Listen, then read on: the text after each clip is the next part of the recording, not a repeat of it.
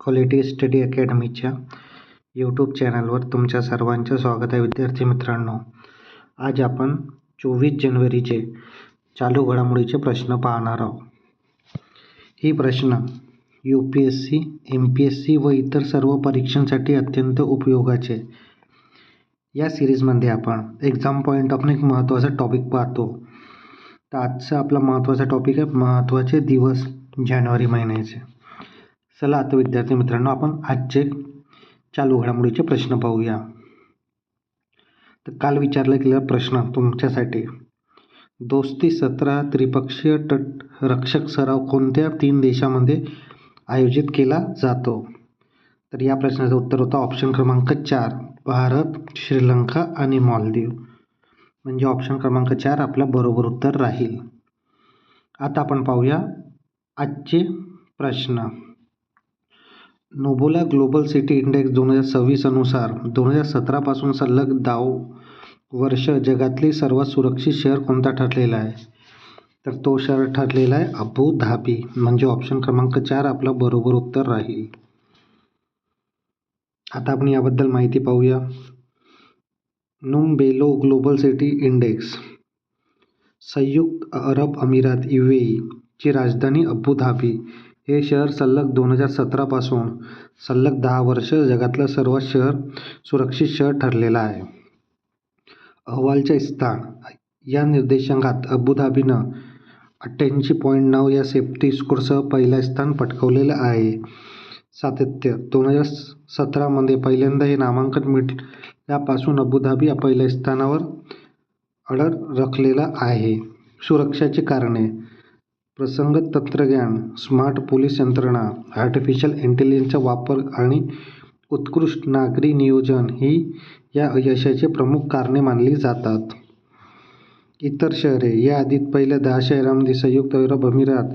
इतर शहरे उदाहरण रास अल खैमा, शारजा, दुबई व अजमानचा समावेश आहे, जे UAEच्या सुरक्षा व्यवस्थेत यश दर्शवतो. तर ही महत्त्वाची माहिती याबद्दल.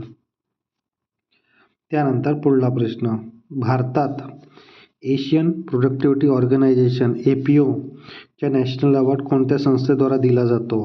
तर ती संस्था आहे नॅशनल प्रोडक्टिव्ह काउन्सिल. म्हणजे ऑप्शन क्रमांक 3 आपला बरोबर उत्तर राहील. त्यानंतर पुढला प्रश्न, आशिया उत्पादन निर्देशांक AMI 2026 मध्ये 11 एशिया देशाच्या यादीत भारताचा क्रमांक कितवा आहे? तर भारताचा क्रमांक आहे 6वा. म्हणजे ऑप्शन क्रमांक 3 आपल्या बरोबर उत्तर राहील. आता आपण याबद्दल माहिती पाहूया. आशिया उत्पादन निर्देशांक मध्ये भारताचा कितवा 11वा क्रमांक आहे 11 देशांमध्ये. हाँगकाँग स्थित डेझन शेरा अँड असोसिएट द्वारा प्रसिद्ध करण्यात आलेला हा निर्देशांक आशियातले प्रमुख उत्पादक देशाच्या स्पर्धात्मक मूल्यांकन करत आहे. आशिया उत्पादन निर्देशांक 2026 चे प्रमुख क्रमवारी. पहिल्या क्रमांकावर चीन सलग तिसऱ्यांदा, मलेशिया दुसऱ्या स्थानात झेप घेतली आहे, व्हिएतनाम तिसरा, सिंगापूर आणि त्यानंतर कोरिया आणि 6व्या स्थानी आपला भारत देश आहे. आता त्यानंतर पुढला प्रश्न, आंतरराष्ट्रीय कायदा आणि अर्थशास्त्र स्तरावरील 9व्या परिषदेचे आयोजन कुठे करण्यात आले होते? तर ते गांधीनगर गुजरात इथे करण्यात आलेले होते. तर म्हणजे ऑप्शन क्रमांक 2 आपल्या बरोबर उत्तर राहील. त्यानंतर पुढला प्रश्न, कलाडी हे GI नामांकन मिळालेले दुग्धजन्य उत्पादन कोणत्या केंद्रशासित प्रदेशात उधमपूर इथे आहे? तर तो राज्य आहे जम्मू काश्मीर. म्हणजे ऑप्शन क्रमांक 3 आपला बरोबर उत्तर राहील. त्यानंतर पुढला प्रश्न, नगरपालिका घनकचरा 100% शास्त्रीय प्रक्रिया करणारा उत्तर प्रदेशचं पहिलं शहर कोणतं ठरलेलं आहे? तर तो शहर आहे आपला ऑप्शन क्रमांक 4 लखनौ. आता आपण याबद्दल माहिती पाहूया. नगरपालिका घनकचरा 100% शास्त्रीय प्रक्रिया करणारा उत्तर प्रदेश पहिला शहर लखनौ आहे. शिवर सॉलिड वेस्ट मॅनेजमेंट लखनौमध्ये शिवर इथे तिसरा घनकचरा प्रक्रिया प्रकल्प कार्यान्वित असल्यामुळे शहरानं टप्पा गाठलेला आहे. क्षमता, या नवीन प्रकल्पामुळे शहराची एकूण कचरा प्रक्रिया क्षमता दररोज 21 मेट्रिक टन झाली आहे, जी शहरात दररोज निर्माण होणाऱ्या कचऱ्यापेक्षा जास्त आहे. Zero fresh waste dump city या कामगिरीमुळे लखनौ आता उत्तर प्रदेशातील पहिला झिरो फ्रेश वेस्ट डंप शहर बनलेलं आहे. म्हणजे इथे आता उघड्यावर कचरा टाकला जात नाही. प्रक्रियाचे स्वरूप: गोळा केलेल्या कचऱ्याला ऑर्गॅनिक, इनऑर्गॅनिक अशा दोन्ही भागात वर्गीकरण केला जातो. सेंद्रिय कचऱ्यापासून कंपोस्ट खत, बायोगॅस बनवला जातो, तर अजैविक कचरा पुनर्वापर किंवा RDF रिफ्यूजिव्ह फ्यूल मध्ये रूपांतरण करून सिमेंट, कागद उद्योगात व इंधन म्हणून वापरला केला जातो. स्वच्छ भारत मिशन हा प्रकल्प स्वच्छ भारत मिशन शहरी अंतर्गत राबवला आला आहे. त्यानंतर पुढला प्रश्न, वर्ल्ड इकॉनॉमिक फोरम जो स्वित्झर्लंडच्या दावोसमध्ये सुरू आहे, ची मुख्य संकल्पना काय आहे? त्यांची मुख्य संकल्पना आहे अ स्पिरिट ऑफ डायलॉग. म्हणजे ऑप्शन क्रमांक 1 आपला बरोबर उत्तर राहील. त्यानंतर पुढला प्रश्न, टाइम्स हायर एज्युकेशन 2026च्या क्रमवारीनुसार संगणक विज्ञान, कम्प्युटर सायन्सच्या विषयात टॉप 100मध्ये स्थान मिळवणारी एकमेव संस्था कोणती आहे? तर ती एकमेव संस्था IISc बँगलोर. म्हणजे ऑप्शन क्रमांक 2 आपला बरोबर उत्तर राहील. त्यानंतर पुढला प्रश्न, टाइम्स हायर एज्युकेशन विद्यापीठ क्रमवारी 2026मध्ये जगात प्रथम क्रमांकावर कोणते विद्यापीठ आहे? तर जगाच्या प्रथम क्रमांकावर विद्यापीठ आहे हार्वर्ड विद्यापीठ. म्हणजे ऑप्शन क्रमांक 3 आपला बरोबर उत्तर राहील.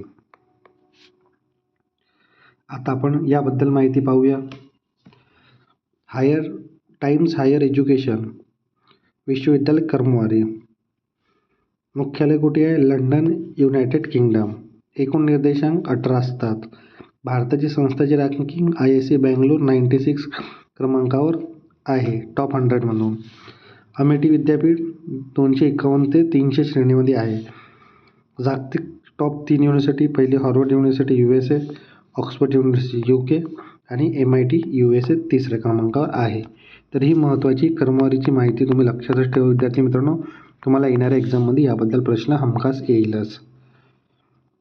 त्यानंतर आपण पाहूया पुढला प्रश्न, केंद्रीय मंत्रिमंडळाने अटल पेन्शन योजनेची मुदत कधीपर्यंत वाढवण्याचा निर्णय घेतला आहे? तर ही मुदत 31 मार्च 2031 पर्यंत वाढवण्याचा निर्णय घेतलेला आहे. म्हणजे ऑप्शन क्रमांक 3 आपला बरोबर उत्तर राहील. आता आपण याबद्दल माहिती पाहूया. पंतप्रधान नरेंद्र मोदी अध्यक्षतेखाली केंद्रीय मंत्रिमंडळाने 21 जानेवारी 2026 रोजी घेतलेल्या निर्णयानुसार अटल पेन्शन योजनेची मुदतवाढ आर्थिक वर्ष 2030 ते 31 पर्यंत वाढवण्यात आलेला आहे. उद्दिष्ट असंघटित क्षेत्राच्या कामगार आणि कमी उत्पन्न गटातले नागरिकांना वृद्धापकाळापर्यंत आर्थिक सुरक्षा प्रदान करणे. सरकारचा पाठिंबा: केंद्र सरकारने या योजनेत जनजागृती, क्षमता वाढवणे, गॅप फिडिंग यासारख्या उपक्रमासाठी आर्थिक मदत देणं सुरू ठेवणार आहे. नोंदणीची सद्यस्थिती: जानेवारी 2026 पर्यंत या योजनेत 8.66 कोटीहून अधिक सदस्यांनी नोंद केलेली आहे. योजनेचे स्वरूप पाहूया आपण. या योजनेअंतर्गत वयाच्या 60 वर्ष पूर्ण झाल्यानंतर लाभार्थींना त्यांच्या योगदानानुसार दरमहा 1,000 ते 5,000 रुपयेपर्यंत खात्रीशीर पेन्शन मिळेल. 18 ते 40 वयोगटाचे कोणत्याही भारतीय नागरिकांना या योजनेचा सहभागी होऊ शकतो. तर ही महत्त्वाची माहिती याबद्दल. आता विद्यार्थी मित्रांनो, आपण आपले जे चालू घडामोडीचे प्रश्नाचे सिरीज आहे तिथे एक्झाम पॉईंट ऑफ एक महत्त्वाचा टॉपिक पाहतो. तर आजचा आपला महत्त्वाचा टॉपिक आहे जानेवारी महिन्याचे दिवस. तर ही खूप महत्त्वाचे दिवस आहेत. तुम्हाला येणाऱ्या एक्झाममध्ये प्रश्न असू शकतो. कारण की तुम्ही विद्यार्थी मित्रांनो जर पेपर दिला असेल तुम्ही MPSC ग्रुप बीचा आणि जर बघितला पण असेल तर तिथे जागतिक संगीत दिवसबद्दल प्रश्न आहे. तर हे महत्त्वाचे दिवस आहेत त्याच्यावर प्रश्न येतोच. तर चला आता आपण आजचे प्रश्न पाहूया. आजचे महत्त्वाचे दिवस पाहूया. 1 जानेवारी जागतिक कौटुंब दिन, 4 जानेवारीला जागतिक ब्रेल दिन, 6 जानेवारीला जागतिक युद्धातील अनाथ दिन, 9 जानेवारीला प्रवासी भारत दिन, 10 जानेवारीला जागतिक हिंदी दिन, 11 जानेवारी राष्ट्रीय मानव तस्करी जागरूकता दिन, 12 जानेवारी राष्ट्रीय युवा दिन स्वामी विवेकानंद यांच्या जयंतीनिमित्त, 16 जानेवारी राष्ट्रीय स्टार्टअप दिन. 20 जानेवारी पेंग्विन जागरूकता दिवस. 23 जानेवारीला पराक्रम दिवस नेताजी सुभाषचंद्र बोस यांच्या जयंतीनिमित्त. 24 जानेवारीला आंतरराष्ट्रीय शिक्षण दिवस. 24 जानेवारी राष्ट्रीय बालिका दिन. 25 जानेवारी राष्ट्रीय मतदार दिवस, भारतीय निवडणूक आयोगाचे स्थापन दिवस. 26 जानेवारी आंतरराष्ट्रीय स्वच्छ ऊर्जा दिवस. 26 जानेवारीला जागतिक कुष्ठरोग दिन. 29 जानेवारी भारतीय वृत्तपत्र दिन. 30 जानेवारीला जागतिक दुर्लभ उष्णकटिबंधीय रोग दिन. तर ही खूप महत्त्वाचे दिवस आहेत विद्यार्थी मित्रांनो. एक्झाम पॉईंट ऑफ तुम्हाला येणाऱ्या एक्झाममध्ये याबद्दल प्रश्न हमखास असेलच. आता विद्यार्थी मित्रांनो, आजचा प्रश्न तुमच्यासाठी. जर जे विद्यार्थी आपली सिरीज कंटिन्यू फॉलो करत असतील त्यांना या प्रश्नाचे उत्तर हमखास येईल. पण ज्या विद्यार्थ्यांना या प्रश्नाचे उत्तर येत नाही आहे तरी त्यांनी आपल्या कमेंट बॉक्समध्ये उत्तर सांगा. चुकला तरी हरकत नाही. येणाऱ्या व्हिडिओमध्ये आपण याबद्दल प्रश्नाचं उत्तर पाहणार असावं.